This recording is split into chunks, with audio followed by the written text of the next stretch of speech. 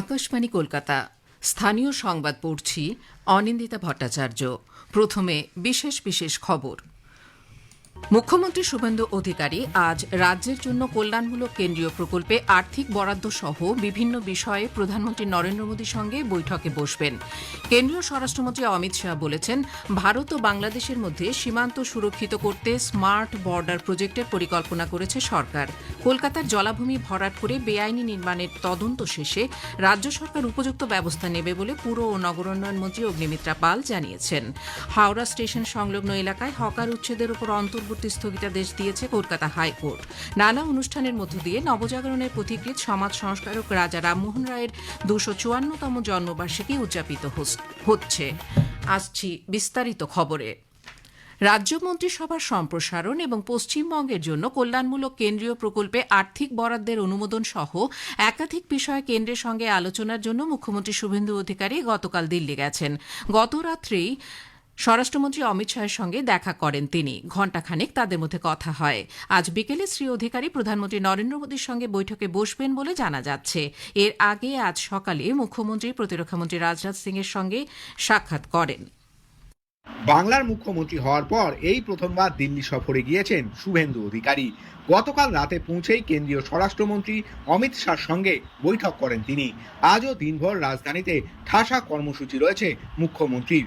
সকালে প্রতিরক্ষা মন্ত্রী রাজনাথ সিং এর সঙ্গে বৈঠক সেরে রাষ্ট্রপতি দ্রৌপদী মুর্মুর সঙ্গে সাক্ষাৎ করতে রাষ্ট্রপতি ভবনে যান তিনি।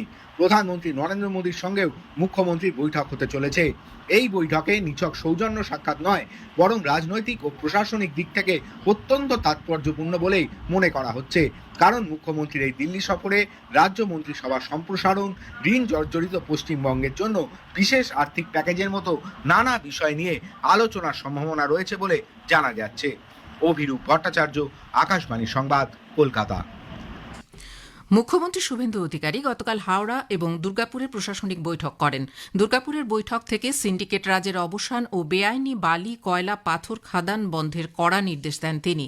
সাংবাদিকদের তিনি বলেন, বিগত সরকারের ভুল নীতির কারণে আসানসোল, চিত্তরঞ্জন সহ বিস্তীর্ণ এলাকার শিল্পক্ষেত্র মরুভূমিতে পরিণত হয়েছে। দেউচা পাচামির মতো কোনো মিথ্যা প্রতিশ্রুতি এই সরকার দেবে না বলে তিনি জানান। আগামী ২-৩ মাসের মধ্যে রাষ্ট্রায়ত্ত সংস্থা সেইল সহ কেন্দ্র ও রাজ্য সরকারের বিভিন্ন বিভাগকে নিয়ে শিল্প পুনরুজ্জীবনে বাস্তব পরিকল্পনা করা হবে। সরকারি রাজস্ব ক্ষতি বা রেভিনিউ লিকেজ বন্ধ করার বিষয়ে কঠোর সিদ্ধান্ত নেওয়া হয়েছে বলে মুখ্যমন্ত্রী জানান। অন্যদিকে তিনি বলেন, বর্ষায় বন্যা পরিস্থিতি রুখতে নবান্নের ডিভিসি চেয়ারম্যানের সঙ্গে ইতিমধ্যেই বৈঠক হয়েছে। পশ্চিম মেদিনীপুর জেলায় আজ এক প্রশাসনিক বৈঠক ডাকা হয়েছে। রাজ্যের পঞ্চায়েত ও গ্রামোন্নয়ন মন্ত্রী দিলীপ ঘোষ এই বৈঠকে পৌরোহিত্য করবেন। জেলার সমস্ত বিধায়কদেরও এই বৈঠকে উপস্থিত থাকার জন্য বলা হয়েছে। এই বৈঠকে জেলায় চালু থাকা বিভিন্ন প্রকল্পের কাজকর্মের অগ্রগতি বিষয়ে আলোচনা হবে। এছাড়া পূর্ত, কৃষি, পঞ্চায়েত ও গ্রামোন্নয়ন, প্রাণী সম্পদ, ক্ষুদ্র ও মাঝারি শিল্প, বিদ্যুৎ, জনস্বাস্থ্য এবং বন দপ্তরের কাজকর্ম নিয়েও আলোচনা হবে বলে প্রশাসনিক সূত্রে জানা গেছে। জেলাশাসক সহ বিভিন্ন দপ্তরের আধিকারিকরাও এই বৈঠকে উপস্থিত থাকবেন। কেন্দ্রীয় স্বরাষ্ট্রমন্ত্রী অমিত শাহ বলেছেন, ভারতের সঙ্গে বাংলাদেশ ও পাকিস্তানের মধ্যে দীর্ঘ সীমান্তকে সুরক্ষিত করতে সরকার স্মার্ট বর্ডার প্রজেক্টের পরিকল্পনা করেছে। অত্যাধুনিক প্রযুক্তির সহায়তায় এই পরিকল্পনা রূপায়িত হলে দেশে অনুপ্রবেশের সমস্যা বন্ধ করা সম্ভব হবে। নতুন দিল্লিতে আজ বিএসএফ এর ইনভেস্টিচার অনুষ্ঠানে বক্তব্য রাখতে গিয়ে স্বরাষ্ট্রমন্ত্রী বলেন, বাংলাদেশ সংলগ্ন ত্রিপুরা ও পশ্চিমবঙ্গে নতুন সরকার অনুপ্রবেশ প্রশ্নে কেন্দ্রের সঙ্গে একমত হয়ে ব্যবস্থা নিতে চলেছে। गृह मंत्रालय ड्रोन, रडार, आधुनिक कैमराज और बाकी सारी तकनीक के साथ एक स्मार्ट बॉर्डर के प्रोजेक्ट को लेकर देश के सामने आएगा। बड़ी शांति से, निश्चिंत मन से आपको कह रहा हूं कि अब त्रिपुरा, आसाम और पश्चिम बंगाल तीनों जगह ऐसी सरकारें हैं जो नीतिगत रूप से मानती है कि देश में घुसपैठ नहीं होनी चाहिए। কলকাতার জলাভূমি ভরাট করে বেআইনি নির্মাণের তদন্ত করে রাজ্য সরকার উপযুক্ত ব্যবস্থা নেবে বলে নারী, শিশু বিকাশ ও সমাজ কল্যাণ এবং পুর ও নগরোন্নয়ন মন্ত্রী অগ্নিমিত্রা পাল জানিয়েছেন। আজ সকালে কলকাতায় এক পারিবারিক অনুষ্ঠান শেষে সাংবাদিকদের তিনি বলেন, এইসব বেআইনি নির্মাণের দায় মেয়র ফিরহাদ হাকিমকে নিতে হবে। আজকে যে জলাজমি বুঝিয়ে মাল্টি স্টোরির বিল্ডিং করা হয়েছে, ইললিগাল বিল্ডিং, ইললিগাল গোডাউন, যেখানে বাউমোমোর দুর্ঘটনা ঘটলো, এবং তিলজলার যে বিল্ডিংগুলো আমরা এভরি নুক অ্যান্ড কর্নার আমরা দেখছি, সেখানে উনি কি করে পারমিশন দিলেন, ওনার ডিপার্টমেন্ট কি করে পারমিশন দিল? এটা তো হতে পারে না যে আপনি 15 বছর ছিলেন, আপনি সরে গেলেন, তো আপনার দায়িত্ব শেষ হয়ে যাবে। যার দুর্নীতি হয়েছে, যা অন্যায় হয়েছে, তার উত্তর দেবার দায়িত্ব আপনার। প্রধানমন্ত্রী নরেন্দ্র মোদী রবিবার 31শে মে আকাশবাণীতে মন কি বাত অনুষ্ঠানে দেশ বিদেশের মানুষের সঙ্গে তার চিন্তাভাবনা ভাগ করে নেবেন।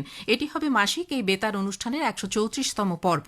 আকাশবাণী ও দূরদর্শনের সবকটি চ্যানেলে সকাল 11টা থেকে এই অনুষ্ঠান শোনা যাবে। খবর প্রচারিত হচ্ছে আকাশবাণী কলকাতা কেন্দ্র থেকে।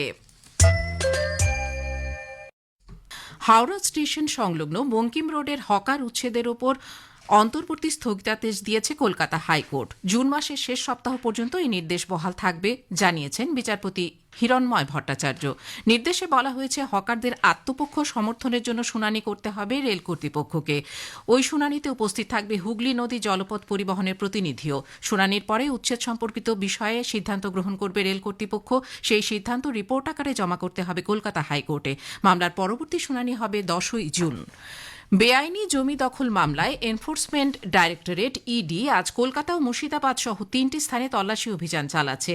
এর মধ্যে মুর্শিদাবাদের কান্দিতে কলকাতা পুলিশের ডিসি শান্তনু সিনহা বিশ্বাসের বাড়িতে তালা ভেঙে ইডি আধিকারিকরা তল্লাশি চালাচ্ছে। ইডির অভিযোগ, বেআইনি জমি দখলের অর্থে অভিযুক্ত ওই পুলিশ অফিসার তার বাড়ি নির্মাণ করেছে। কলকাতা পুরসভার আজকের মাসিক অধিবেশন স্থগিত করা হয়েছে। পুরসভার সচিবালয়ের পক্ষ থেকে এক বিবৃতিতে অধিবেশন স্থগিত করার কথা জানানো হয়। এদিকে পুরসভার চেয়ারপারসন মালা রায় অভিযোগ করেছেন, তার সঙ্গে পরামর্শ না করে নিয়ম বহির্ভূতভাবে এই অধিবেশন স্থগিত করা হয়েছে। অন্নপূর্ণা যোজনার কাজে বিএলওদের যুক্ত করার প্রস্তাবের বিরুদ্ধে প্রতিবাদ জানিয়েছে বিএলও ঐক্য মঞ্চ। মঞ্চের সাধারণ সম্পাদক স্বপন মণ্ডল বলেছেন, গত বছর নভেম্বর মাস থেকে বিএলওরা এসআইআর নির্বাচনের জন্য কাজ করে গেছেন। এরপরেও যেভাবে তাদের উপর অন্নপূর্ণা যোজনার কাজ চাপিয়ে দেওয়া হচ্ছে তা অভিপ্রেত নয়। তিনি অবিলম্বে এই নির্দেশ প্রত্যাহারের দাবি জানিয়েছেন। উল্লেখ্য, রাজ্যের মুখ্য সচিবের পৌরোহিত্যে এক বৈঠকে অন্নপূর্ণা যোজনার তালিকা যাচাইয়ের কাজে বুথ লেভেল অফিসার বা বিএলওদের কাজে লাগানো হবে বলে সিদ্ধান্ত নেওয়া হয়েছে। রেল চলাচল এবং রেল পরিকাঠামোকে লক্ষ্য করে সাম্প্রতিক কয়েকটি অপ্রীতিকর ঘটনায় রেল মন্ত্রক যাত্রীদের সফরকালে সতর্ক থাকার আবেদন জানিয়েছে। একই সঙ্গে সন্দেহভাজন কোনো ব্যক্তির কাজকর্ম চোখে পড়লে অবিলম্বে 139 হেল্পলাইন নম্বরে বিষয়টি জানাতে বলা হয়েছে। নতুন দিল্লির রেল ভবনে গতকাল রেলমন্ত্রী অশ্বিনী বৈষ্ণব পৌরোহিত্যে এক উচ্চ পর্যায়ে নিরাপত্তা পর্যালোচনা বৈঠকের পরে আবেদন জানানো হয়। বিশ্বের বিভিন্ন দেশের সঙ্গে আজ দেশ জুড়ে আন্তর্জাতিক জীববৈচিত্র্য দিবস উদযাপন করা হচ্ছে। জীববৈচিত্র্য বিষয়ে মানুষের মধ্যে সচেতনতা গড়ে তোলার লক্ষ্যে প্রতি বছর 22শে মে এই দিনটি উদযাপন করা হয়ে থাকে। এই উপলক্ষে কেন্দ্রীয় পরিবেশ মন্ত্রী ভূপেন্দ্র যাদব পৃথিবীর সব জীবের জন্য একটি অভিন্ন ভবিষ্যৎ গড়তে নাগরিকদের এগিয়ে আসার আহ্বান জানিয়েছেন। নানা অনুষ্ঠানের মধ্য দিয়ে আজ বাংলার নবজাগরণের পথিকৃৎ সমাজ সংস্কারক রাজা রামমোহন রায়ের 254তম জন্মবার্ষিকী উদযাপিত হচ্ছে। কেন্দ্রীয় স্বরাষ্ট্রমন্ত্রী অমিত শাহ রাজা রামমোহন রায়ের জন্মবার্ষিকীতে তাঁকে শ্রদ্ধা জানিয়েছেন। সামাজিক মাধ্যমে এক পোস্টে তিনি বলেন, ব্রাহ্ম সমাজ প্রতিষ্ঠার মধ্য দিয়ে রামমোহন রায় সমাজকে কুসংস্কার, অন্ধবিশ্বাস ও বৈষম্যের বিরুদ্ধে উদ্বুদ্ধ করে তুলেছিলেন। গৌড়ীয় ব্যাকরণের মাধ্যমে তিনি বাংলা ভাষাকে নতুন ভাবনা ও বৌদ্ধিক দিক নির্দেশ দিয়েছিলেন। প্রতিরক্ষামন্ত্রী রাজনাথ সিংও রাজা রামমোহন রায়ের জন্মবার্ষিকীতে তার প্রতি শ্রদ্ধা নিবেদন করেন। হুগলি জেলার খানাকুলে রাজা রামমোহন রায়ের জন্মদিন উপলক্ষে তার জন্মস্থান খানাকুলের রাধানগর থেকে বসতবাড়ি রঘুনাথপুর পর্যন্ত এক শোভাযাত্রার আয়োজন করা হয়। অনুকূল বায়ুপ্রবাহ ও বাতাসে জলীয় বাষ্প বেশি থাকার কারণে উত্তরবঙ্গের জলপাইগুড়ি ও আলিপুরদুয়ার জেলায় আজও ভারী থেকে অতি ভারী বৃষ্টির সতর্কতা রয়েছে। দক্ষিণবঙ্গেও আজ বীরভূম, মুর্শিদাবাদ, নদিয়া ও পূর্ব বর্ধমান জেলায় 50 থেকে 60 কিলোমিটার বেগে ঝোড়ো হাওয়া ও বজ্রবিদ্যুৎ সহ বৃষ্টির সম্ভাবনা রয়েছে। শেষ করার আগে বিশেষ খবর আরও একবার। মুখ্যমন্ত্রী শুভেন্দু অধিকারী আজ রাজ্যের জন্য কল্যাণমূলক কেন্দ্রীয় প্রকল্পে আর্থিক বরাদ্দ সহ বিভিন্ন বিষয়ে প্রধানমন্ত্রী নরেন্দ্র মোদীর সঙ্গে বৈঠকে বসবেন। কেন্দ্রীয় স্বরাষ্ট্রমন্ত্রী অমিত শাহ বলেছেন, ভারত ও বাংলাদেশের মধ্যে সীমান্ত সুরক্ষিত করতে স্মার্ট বর্ডার প্রজেক্টের পরিকল্পনা করেছে সরকার। কলকাতার জলাভূমি ভরাট করে বেআইনি নির্মাণ তদন্ত শেষে রাজ্য সরকার উপযুক্ত ব্যবস্থা নেবে বলে পুর ও নগর উন্নয়ন মন্ত্রী জানিয়েছেন। খবর এখনকার মতো শেষ হল। আকাশবাণী খবর পড়ছি সঞ্জয় দত্ত। বিশেষ খবর। ভারত সফররত সাইপ্রাসের রাষ্ট্রপতি নিকোল ক্রিস্টোডোলিডেসের সঙ্গে প্রধানমন্ত্রী নরেন্দ্র মোদীর দ্বিপাক্ষিক বৈঠক বেশ কয়েকটি চুক্তি স্বাক্ষরিত, দ্বিপাক্ষিক সম্পর্ককে কৌশলগত অংশীদারিতে উন্নীত করার অঙ্গীকার। পশ্চিমবঙ্গের মুখ্যমন্ত্রী হিসেবে দায়িত্ব গ্রহণের পর আজ প্রথমবার রাষ্ট্রপতি দ্রৌপদী মুর্মুর সঙ্গে সাক্ষাৎ শুভেন্দু অধিকারীর, বিকেলে বৈঠক প্রধানমন্ত্রী নরেন্দ্র মোদীর সঙ্গে। অনুপ্রবেশ, মাদক, অস্ত্র, মানব পাচার রুখতে সীমান্তে বিস্তৃত ও সুসমন্বিত নিরাপত্তা কাঠামো গড়ে তোলার আহ্বান কেন্দ্রীয় স্বরাষ্ট্রমন্ত্রী অমিত শাহর। দিল্লি হাইকোর্ট ওমর খালিদের 3 দিনের অন্তর্বর্তী জামিন মঞ্জুর করেছে। রাজ্যসভার 24টি আসনের দ্বিবার্ষিক নির্বাচনের সূচি ঘোষণা করেছে নির্বাচন কমিশন। নানা অনুষ্ঠানের মধ্য দিয়ে আজ ভারত পথিক, বাংলার নবজাগরণের অগ্রদূত রাজা রামমোহন রায়ের 254তম জন্মবার্ষিকীর উদযাপন। সারা বিশ্বের সঙ্গে আজ দেশ জুড়ে আন্তর্জাতিক জীববৈচিত্র্য দিবস উদযাপিত। এবারের মূল ভাবনা acting locally for global impact. আসছে বিস্তারিত খবরে।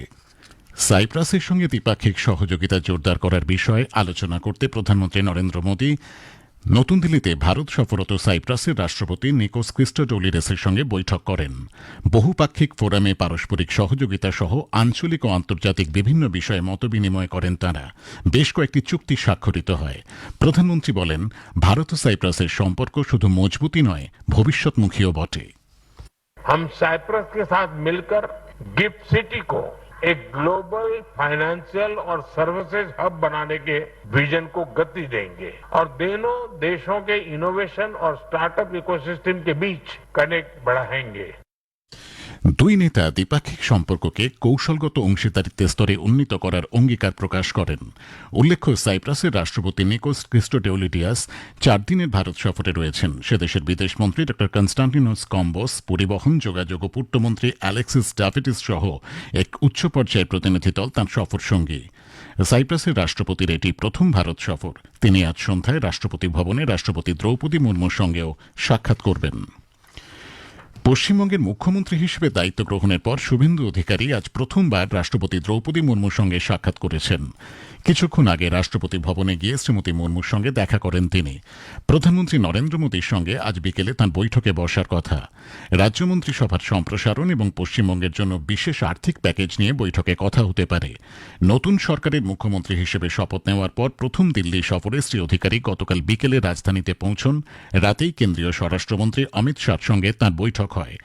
উল্লেখ্য, রাজ্যমন্ত্রিসভার প্রথম বৈঠকেই সীমান্তে কাঁটাতার বসানো ও চেকপোস্ট তৈরির জন্য বিএসএফকে জমি দেওয়ার সিদ্ধান্ত গৃহীত হয়েছিল।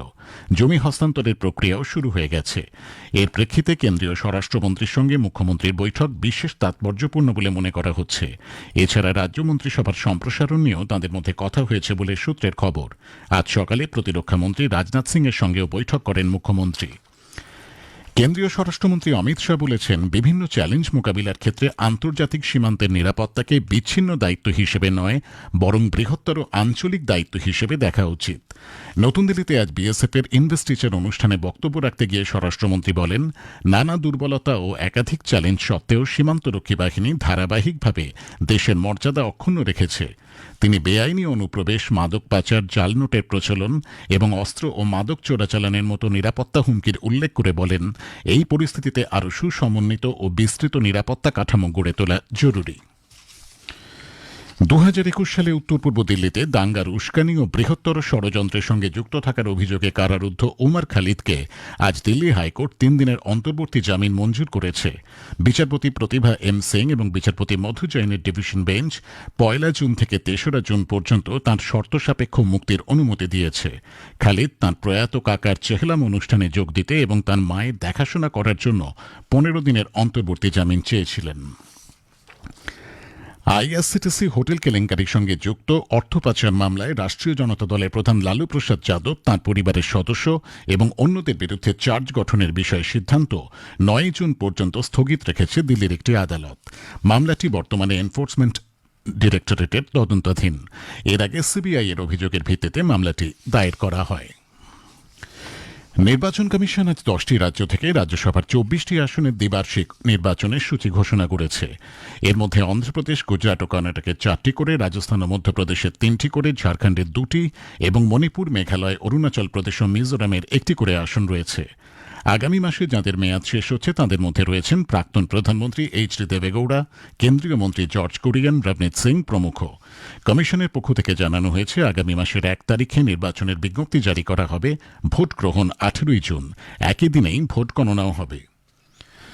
এছাড়া নির্বাচন কমিশন মহারাষ্ট্র ও তামিলনাড়ুর একটি করে রাজ্যসভা আসনের উপনির্বাচনের ঘোষণাও করেছে। স্নায়বিক রোগ নিরাময়ে ব্যবহৃত ওষুধ প্রেগাবালিনের অপব্যবহার রোধ করতে কেন্দ্রীয় স্বাস্থ্যমন্ত্রক এই ওষুধটিকে ড্রাগ আইনের H1 বিধির আওতায় অন্তর্ভুক্ত করার বিজ্ঞপ্তি জারি করেছে। প্রেগাবালিনের অপব্যবহার ও অপপ্রয়োগের বিষয়ে কয়েকটি রাজ্য থেকে প্রাপ্ত রিপোর্টের ভিত্তিতে এই সিদ্ধান্ত নেওয়া হয়েছে। খবর শুনছেন আকাশবাণী থেকে। কোয়াড দেশভুক্ত বিদেশমন্ত্রীদের বৈঠক চলতি মাসের 26 তারিখে নতুন দিল্লিতে হতে চলেছে। বিদেশমন্ত্রী ড এস জয়শঙ্করের আমন্ত্রণে অস্ট্রেলিয়ার বিদেশমন্ত্রী পেনি ইয়ং, জাপানের বিদেশমন্ত্রী তোশিমিৎসু মোতেগি এবং মার্কিন যুক্তরাষ্ট্রের বিদেশ সচিব মার্কো রুবিও এই বৈঠকে অংশ নিতে নতুন দিল্লিতে আসছেন। বিদেশ মন্ত্রক জানিয়েছে, মুক্ত ও উন্মুক্ত ভারত প্রশান্ত মহাসাগরীয় অঞ্চল বিষয়ে কোয়াডের দৃষ্টিভঙ্গির সঙ্গে সঙ্গতি রেখে মন্ত্রীরা গত বছরের 1 জুলাই ওয়াশিংটন ডিসিতে অনুষ্ঠিত আলোচনার উপর ভিত্তি করে কাজ করবেন। একাধিক অগ্রাধিকারমূলক ক্ষেত্রে কোয়াড দেশগুলির সহযোগিতা এগিয়ে নিয়ে যাওয়ার বিষয়ে তারা মত বিনিময় করবেন, কোয়াডের উদ্যোগগুলির অগ্রগতির বিষয়ে পর্যালোচনা করবেন এবং ভারত প্রশান্ত মহাসাগরীয় অঞ্চলের সাম্প্রতিক ঘটনাবলী ও পারস্পরিক স্বার্থ সংশ্লিষ্ট বিভিন্ন আন্তর্জাতিক বিষয় নিয়ে আলোচনা করবেন। মার্কিন বিদেশ সচিব মার্কো রুবিও ন্যাটো বিষয়ে ট্রাম্প প্রশাসনের পরিবর্তিত অবস্থান এবং সেনা প্রত্যাহার সংক্রান্ত বিষয়ে আলোচনা করতে ইউরোপের মিত্র দেশগুলির একটি কূটনৈতিক মিশনে রয়েছেন। তিনি আজ সুইডেনের হেলসিংবর্গে ন্যাটো গোষ্ঠীভুক্ত দেশগুলির বিদেশমন্ত্রীদের বৈঠকে যোগ দেবেন। অন্যদিকে পেন্টাগনের ঊর্ধ্বতন আধিকারিকরা ব্রাসেলসে এ সংক্রান্ত এক আলোচনায় বসবেন। হন্ডুরাসে 2টি পৃথক ঘটনায় বন্দুকধারীদের গুলিতে 6 জন পুলিশ আধিকারিক সহ 16 জন প্রাণ হারিয়েছেন। সে দেশের জাতীয় পুলিশের মুখপাত্র এডগার্ডো বারাহোনা বলেছেন, প্রথম ঘটনাটি ঘটে উত্তর হন্ডুরাসের ত্রুহিলো পৌর এলাকার একটি খামারে।